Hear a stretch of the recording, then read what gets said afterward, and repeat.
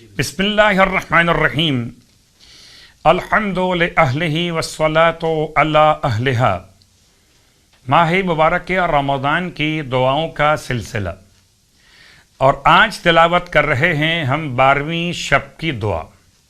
بسم اللہ الرحمن الرحیم اللہم انت العلی العظیم لک الحمد حمدا یبقى ولا یفنی وَأَنْتَ الْحَيُّ الْحَلِيمُ أَسْأَلُكَ بِنُورِ وَجْهِكَ الْكَرِيمِ وَبِجَلَالِ وَجْهِكَ الَّذِي لَا يُرَامُ وَبِعِزَّتِكَ الَّتِي لَا تُقْهَرُ أَن تُصَلِّيَ عَلَى مُحَمَّدٍ وَآلِ مُحَمَّدٍ وَأَن تَغْفِرَ لِي وَتَرْحَمَنِي إِنَّكَ انت ارحم الراحمین۔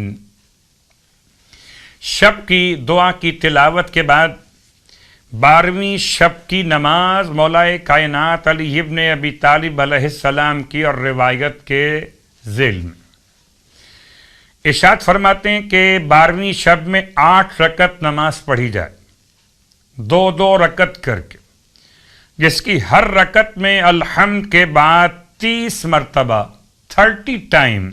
30 مرتبہ سورہ انا انزلنا کی تلاوت کی جائے۔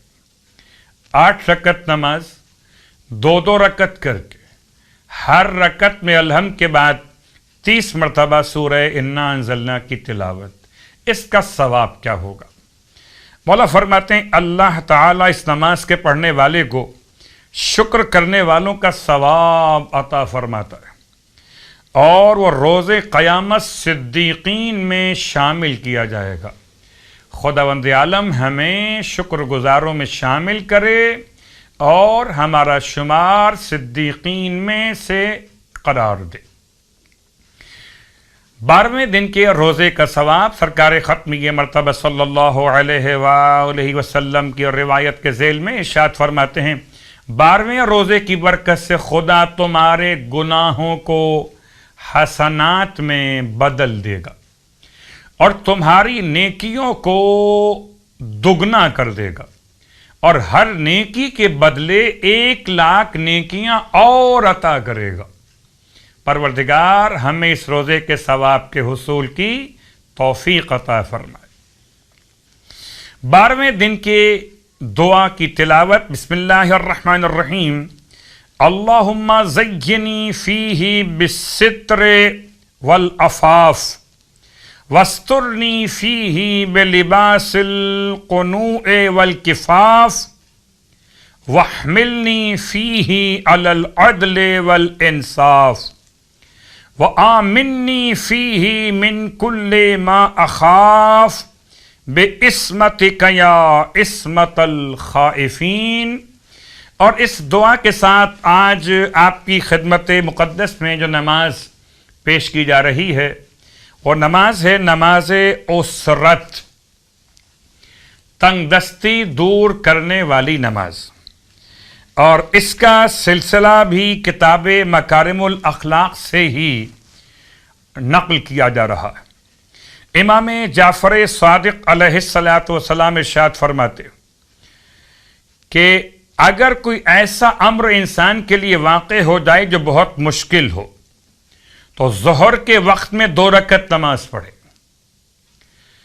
2 رکعت نماز کی نیت نماز اسرت بجا لاتا ہوں قربتاً الی اللہ۔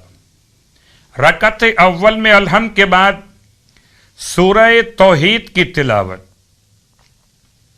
اور سورہ فتح کی ابتدائی 3 آیتوں کی تلاوت، یعنی بسم اللہ الرحمن الرحیم کے بعد آیت نمبر 1، آیت نمبر 2، آیت نمبر 3، سورہ مبارکہ الفتح، سورہ فتح، 3 آیات کی تلاوت سورہ اخلاص پڑھنے کے بعد، اور رکعت دوم میں الحمد کے بعد سورہ انشرح کی تلاوت، یعنی الم نشرح لک صدرک، اس سورہ کی تلاوت رکعت دوم میں الحمد کے بعد۔